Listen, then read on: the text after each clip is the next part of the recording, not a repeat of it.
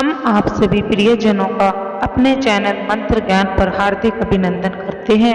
प्रिय भक्तों, हिंदू धर्म में भगवान हनुमान को पराक्रम, बल, साहस और भक्ति का देवता माना गया है। हनुमान जी की पूजा के लिए मंगलवार का दिन शुभ माना जाता है। इस दिन पूजा, व्रत, मंत्र श्रवण से भक्तों के सभी कष्ट दूर हो जाते हैं और मन वांछित फल की प्राप्ति होती है। कहा जाता है कि भगवान हनुमान आज भी सशरीर पृथ्वी पर उपस्थित हैं। इसलिए गोस्वामी तुलसीदास जी ने एक चौपाई में लिखा है, चारों जुग प्रताप तुम्हारा है, प्रसिद्ध जगत उजियारा। इसका अर्थ है, सभी देवों में भगवान हनुमान एकमात्र ऐसे देवता हैं जो हर युग में किसी न किसी रूप व गुणों के साथ जगत के संकट मोचक बनकर मौजूद रहेंगे। प्रिय भक्तों, अंजना के गर्भ से उत्पन्न हनुमान को वायु का पुत्र भी कहा जाता है। हनुमान की मां अंजनी केले के लिए वन में गई हुई थी, वहीं इनका जन्म हुआ।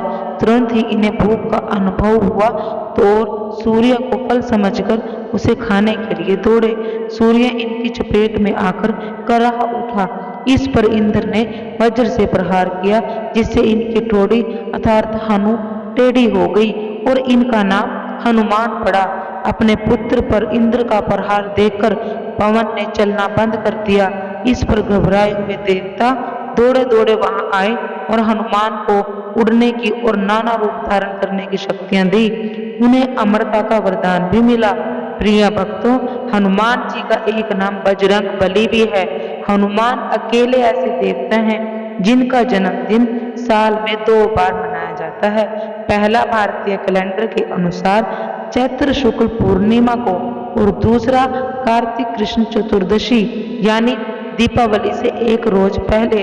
हनुमत उपासना कल्पद्रुम नामक ग्रंथ में उल्लेख है कि जब हनुमान जी का जन्म हुआ उस समय चैत्र शुक्ल की पूर्णिमा थी। दिन मंगलवार था, नक्षत्र चित्रा था, सूर्य अपनी उच्च राशि मेष और शनि अपनी उच्च राशि तुला में था। चैत्र मास में शुक्ल पक्ष में मंगलवार और पूर्णिमा के संयोग की बेला में मेघ राशि में युक्त लंगोटी पहने युगपवीत धारण किए हुए हनुमान जी का आविर्भाव हुआ। तंत्रानुसार ग्रंथ के मुताबिक हनुमान जी का जन्म चैत्र पूर्णिमा को हुआ था। हनुमान जी जितने बलवान हैं उससे बढ़कर बुद्धिमान और चालाक हैं। हनुमान जी हमेशा भगवान राम के साथ रहना चाहते थे, इसलिए उन्होंने एक बार पूरे शरीर पर सिंदूर का लेप लगा लिया।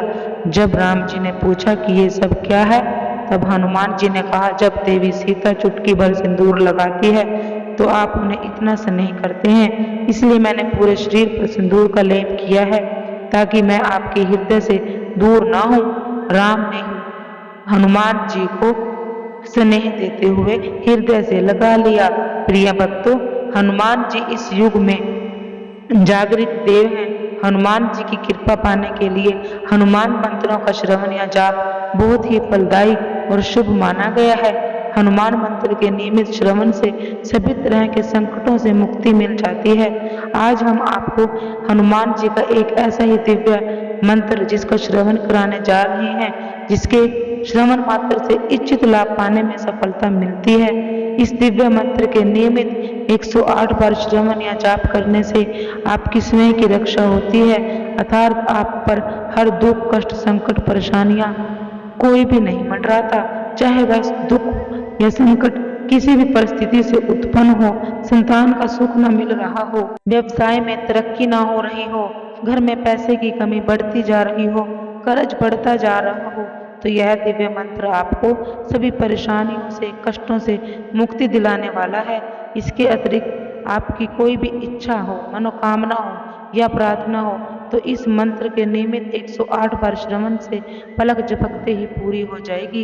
इस दिव्य मंत्र के श्रवण से आपके घर में, संसार में सुखों, खुशियों, समृद्धि और धन की वर्षा होने लगेगी। प्रिय भक्तों, आपने इस मंत्र का श्रवण या जाप पूरा 108 बार करना है। अगर आप इस मंत्र का उच्चारण करने में असमर्थ हैं तो आप यह मंत्र अपने मोबाइल पर चलाकर अपने घर, दुकान, रसोई घर या अपनी सुविधा अनुसार दिन में या रात में कभी भी अपनी इच्छा अनुसार कर सकते हैं। तो चलिए इस दिव्य मंत्र को प्रारंभ करते हैं, परंतु उससे पहले अगर वीडियो पसंद आए तो दिल से एक लाइक जरूर कीजिएगा और भविष्य में भी इस तरह की फलदायी वीडियो की प्राप्ति हेतु हमारे चैनल मंत्र ज्ञान को सब्सक्राइब कीजिएगा। कमेंट बॉक्स में जय बजरंग बली जरूर लिखिएगा। तो मंत्र इस प्रकार है।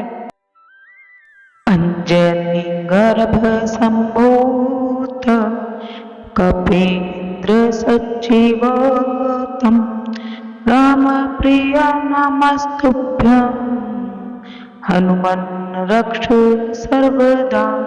अंजनी गर्भ संभूत कपीन्द्र सच्चिवतम राम प्रिय नमस्तुभ्यं हनुमन् रक्षु सर्वदा। अंजनी गर्भ संभूत कपीन्द्र सच्चिवतम राम प्रिय नमस्तुभ्यं हनुमन् रक्षु सर्वदा। अंजनी गर्भ संभूत कपीन्द्र सच्चिवतम राम प्रिय नमस्तुभ्यं हनुमन् रक्षु सर्वदा। अंजनी गर्भ संभूत कपीन्द्र सच्चिवतम राम प्रिय नमस्तुभ्यं हनुमन् रक्षु सर्वदा। अंजनी गर्भ संभूत कपीन्द्र सच्चिवतम राम प्रिय नमस्तुभ्यं हनुमन् रक्षु सर्वदा। अंजनी गर्भ संभूत कपीन्द्र सच्चिवतम राम प्रिय नमस्तुभ्यं हनुमन् रक्षु सर्वदा। अंजनी गर्भ संभूत कपीन्द्र सच्चिवतम राम प्रिय नमस्तुभ्यं हनुमन् रक्षु सर्वदा। अंजनी गर्भ संभूत कपीन्द्र सच्चिवतम राम प्रिय नमस्तुभ्यं हनुमन् रक्षु सर्वदा। अंजनी गर्भ संभूत कपीन्द्र सच्चिवतम राम प्रिय नमस्तुभ्यं हनुमन् रक्षु सर्वदा।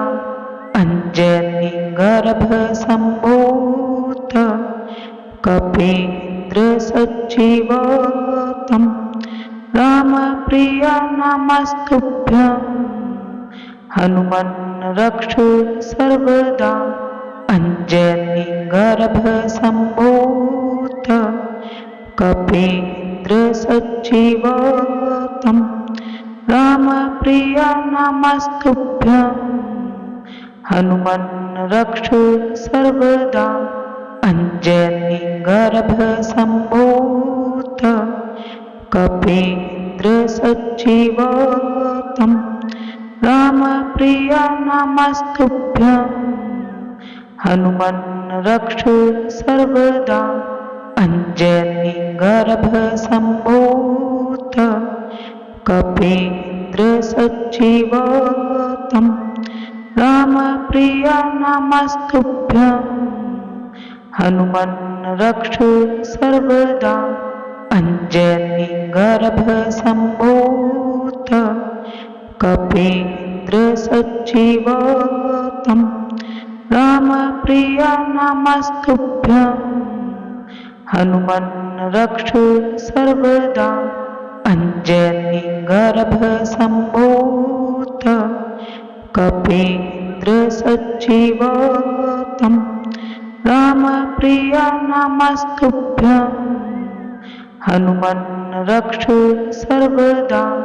अंजनी गर्भ संभूत कपीन्द्रसच्चिवोतं रामप्रिया नमस्तुभ्यं हनुमन् रक्षो सर्वदा अञ्जनीगर्भसम्भूत कपीन्द्रसच्चिवोतं रामप्रिया नमस्तुभ्यं हनुमन् रक्षो सर्वदा अञ्जनीगर्भसम्भूत कपीन्द्रसच्चिवोतं रामप्रिया नमस्तुभ्यं हनुमन् रक्षो सर्वदा अञ्जनीगर्भसम्भूत कपीन्द्रसच्चिवोतं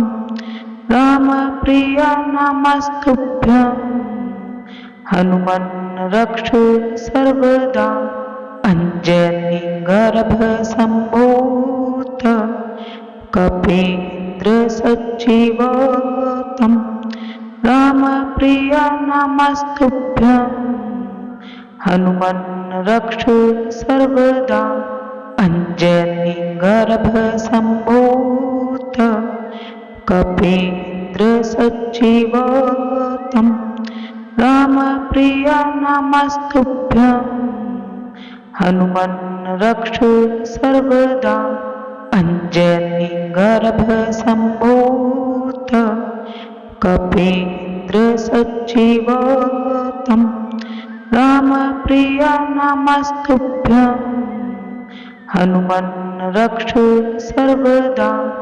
अञ्जनीगर्भसम्भूत कपीन्द्रसच्चिवोतं रामप्रिया नमस्तुभ्यं हनुमन् रक्षो सर्वदा अञ्जनीगर्भसम्भूत कपीन्द्रसच्चिवोतं रामप्रिया नमस्तुभ्यं हनुमन् रक्षो सर्वदा अञ्जनीगर्भसम्भूत कपीन्द्रसच्चिवोतं रामप्रिया नमस्तुभ्यं हनुमन् रक्षो सर्वदा अञ्जनीगर्भसम्भूत कपीन्द्रसच्चिवोतं रामप्रिया नमस्तुभ्यं हनुमन् रक्षो सर्वदा अञ्जनीगर्भसम्भूत कपीन्द्रसच्चिवोतं रामप्रिया नमस्तुभ्यं हनुमन् रक्षो सर्वदा अञ्जनीगर्भसम्भूत कपीन्द्रसच्चिवोतं रामप्रिया नमस्तुभ्यं हनुमन् रक्षो सर्वदा अञ्जनीगर्भसम्भूत कपीन्द्रसच्चिवोतं रामप्रिया नमस्तुभ्यं हनुमन् रक्षो सर्वदा अञ्जनीगर्भसम्भूत कपीन्द्रसच्चिवोतं रामप्रिया नमस्तुभ्यं हनुमन् रक्षो सर्वदा अञ्जनीगर्भसम्भूत कपीन्द्रसच्चिवोतं रामप्रिया नमस्तुभ्यं हनुमन् रक्षो सर्वदा अञ्जनीगर्भसम्भूत कपीन्द्रसच्चिवोतं रामप्रिया नमस्तुभ्यं हनुमन् रक्षो सर्वदा अञ्जनीगर्भसम्भूत कपीन्द्रसच्चिवोतं रामप्रिया नमस्तुभ्यं हनुमन् रक्षो सर्वदा अंजनी गर्भसम्भूत कपीन्द्र सच्जीवतम् रामप्रिय नमस्तुभ्यं हनुमन् रक्षु सर्वदा अंजनी गर्भसम्भूत कपीन्द्र सच्जीवतम् रामप्रिय नमस्तुभ्यं हनुमन् रक्षु सर्वदा अंजनी गर्भसम्भूत कपीन्द्र सच्जीवतम् रामप्रिय नमस्तुभ्यं हनुमन् रक्षु सर्वदा अंजनी गर्भसम्भूत कपीन्द्र सच्जीवतम् रामप्रिय नमस्तुभ्यं हनुमन् रक्षु सर्वदा अंजनी गर्भसम्भूत कपीन्द्र सच्जीवतम् रामप्रिय नमस्तुभ्यं हनुमन् रक्षु सर्वदा अंजनी गर्भसम्भूत कपीन्द्र सच्जीवतम् रामप्रिय नमस्तुभ्यं हनुमन् रक्षु सर्वदा अंजनी गर्भसम्भूत कपीन्द्र सच्जीवतम् रामप्रिय नमस्तुभ्यं हनुमन् रक्षु सर्वदा अंजनी गर्भसम्भूत कपीन्द्र सच्जीवतम् रामप्रिय नमस्तुभ्यं हनुमन् रक्षु सर्वदा अंजनी गर्भसम्भूत कपीन्द्र सच्जीवतम् रामप्रिय नमस्तुभ्यं हनुमन् रक्षु सर्वदा अंजनी गर्भसम्भूत कपीन्द्र सच्जीवतम् रामप्रिय नमस्तुभ्यं हनुमन् रक्षु सर्वदा अंजनी गर्भसम्भूत कपीन्द्र सच्जीवतम् रामप्रिय नमस्तुभ्यं हनुमन् रक्षु सर्वदा अंजनी गर्भसम्भूत कपीन्द्र सच्जीवतम् रामप्रिय नमस्तुभ्यं हनुमन् रक्षु सर्वदा अंजनी गर्भसम्भूत कपीन्द्र सच्जीवतम् रामप्रिय नमस्तुभ्यं हनुमन् रक्षु सर्वदा अंजनी गर्भसम्भूत कपीन्द्र सच्जीवतम् रामप्रिय नमस्तुभ्यं हनुमन् रक्षु सर्वदा अंजनी गर्भसम्भूत कपीन्द्र सच्जीवतम् रामप्रिय नमस्तुभ्यं हनुमन् रक्षु सर्वदा अंजनी गर्भसम्भूत कपीन्द्र सच्जीवतम् रामप्रिय नमस्तुभ्यं हनुमन् रक्षु सर्वदा अंजनी गर्भसम्भूत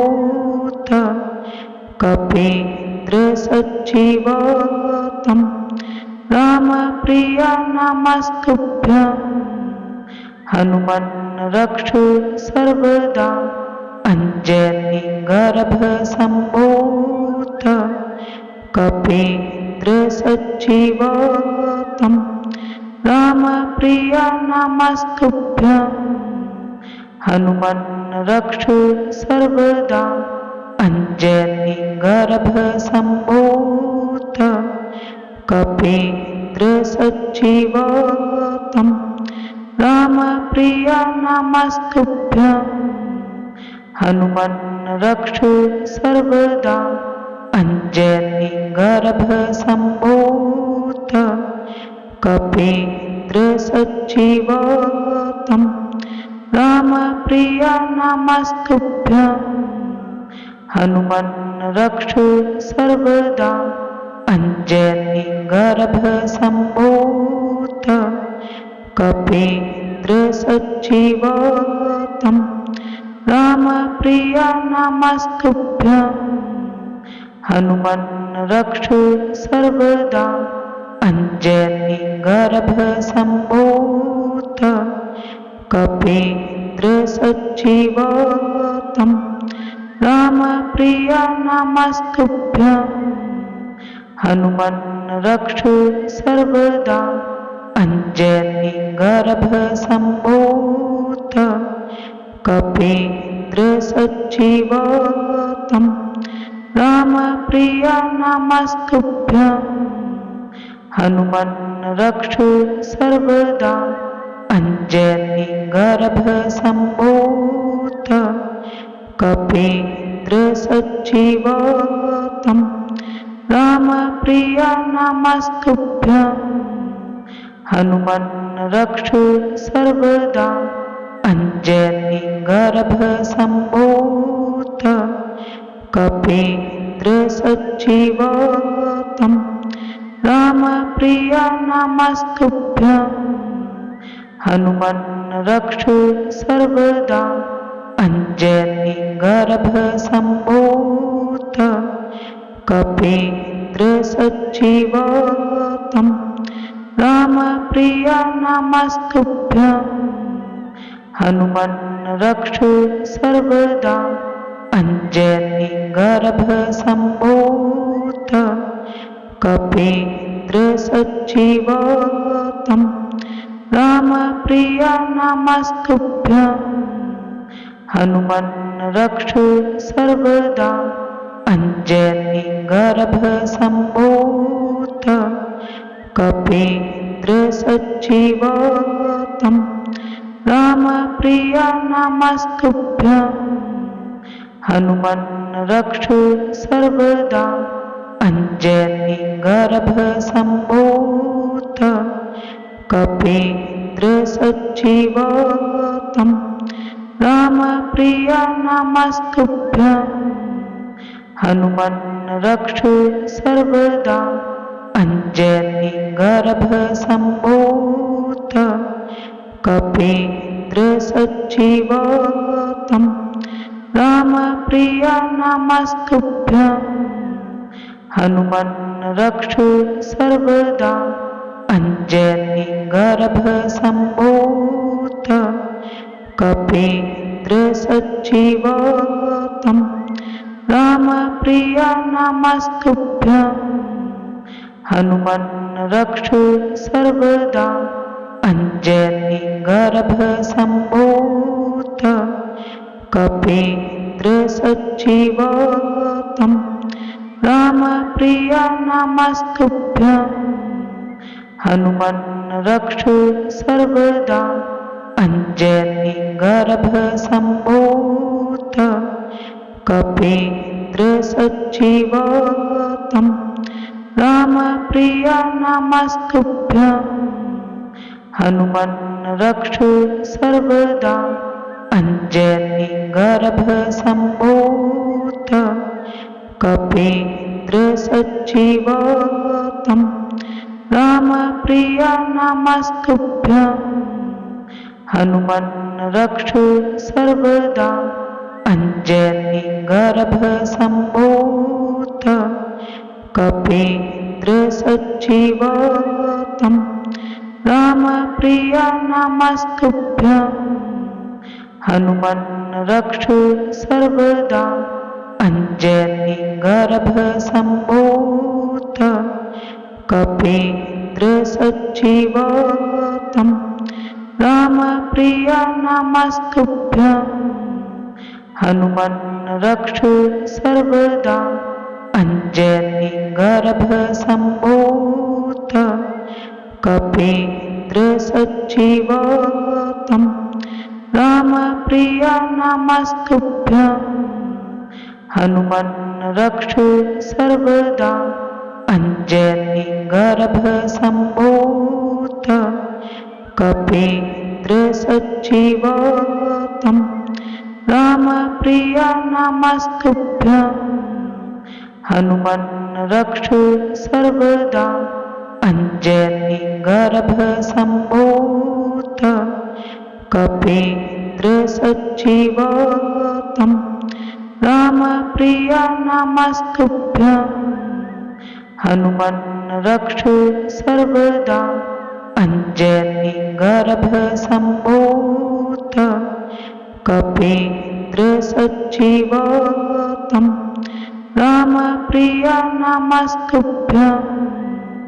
हनुमन् रक्षु सर्वदा अंजनी गर्भसम्भूत कपीन्द्र सच्जीवतम् रामप्रिय नमस्तुभ्यं। हनुमन् रक्षु सर्वदा अंजनी गर्भसम्भूत कपीन्द्र सच्जीवतम् रामप्रिय नमस्तुभ्यं। हनुमन् रक्षु सर्वदा अंजनी गर्भसम्भूत कपीन्द्र सच्जीवतम् रामप्रिय नमस्तुभ्यं। हनुमन् रक्षु सर्वदा अंजनी गर्भसम्भूत कपीन्द्र सच्जीवतम् रामप्रिय नमस्तुभ्यं। हनुमन् रक्षु सर्वदा अंजनी गर्भसम्भूत कपीन्द्र सच्जीवतम् रामप्रिय नमस्तुभ्यं। हनुमन् रक्षु सर्वदा अंजनी गर्भसम्भूत कपीन्द्र सच्जीवतम् रामप्रिय नमस्तुभ्यं। हनुमन् रक्षु सर्वदा अंजनी गर्भसम्भूत कपीन्द्र सच्जीवतम् रामप्रिय नमस्तुभ्यं। हनुमन् रक्षु सर्वदा अंजनी गर्भसम्भूत कपीन्द्र सच्जीवतम् रामप्रिय नमस्तुभ्यं। हनुमन् रक्षु सर्वदा अंजनी गर्भसम्भूत कपीन्द्र सच्जीवतम् रामप्रिय नमस्तुभ्यं। हनुमन् रक्षु सर्वदा अंजनी गर्भसम्भूत कपीन्द्र सच्जीवतम् रामप्रिय नमस्तुभ्यं। हनुमन् रक्षु सर्वदा अंजनी गर्भसम्भूत कपीन्द्र सच्जीवतम् रामप्रिय नमस्तुभ्यं। हनुमन् रक्षु सर्वदा अंजनी गर्भसम्भूत कपीन्द्र सच्जीवतम् रामप्रिय नमस्तुभ्यं। हनुमन् रक्षु सर्वदा अंजनी गर्भसम्भूत कपीन्द्र सच्जीवतम् रामप्रिय नमस्तुभ्यं। हनुमन् रक्षु सर्वदा अंजनी गर्भसम्भूत कपीन्द्र सच्जीवतम् रामप्रिय नमस्तुभ्यं हनुमन् रक्षो सर्वदा अंजनी गर्भसम्भूत कपीन्द्र सच्जीवतं रामप्रिय नमस्तुभ्यं हनुमन् रक्षो सर्वदा अंजनी गर्भसम्भूत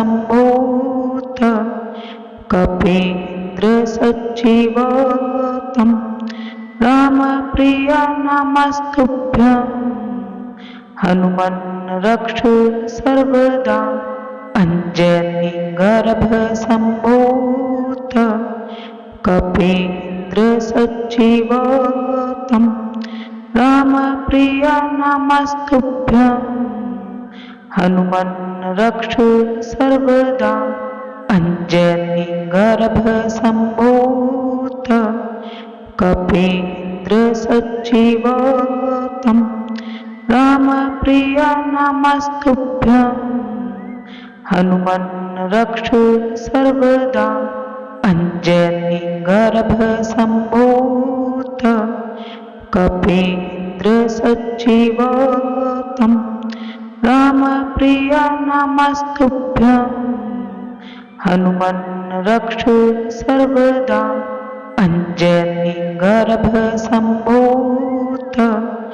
कपीन्द्र सच्जीवतं रामप्रिय नमस्तुभ्यं हनुमन् रक्षो सर्वदा अंजनी गर्भसम्भूत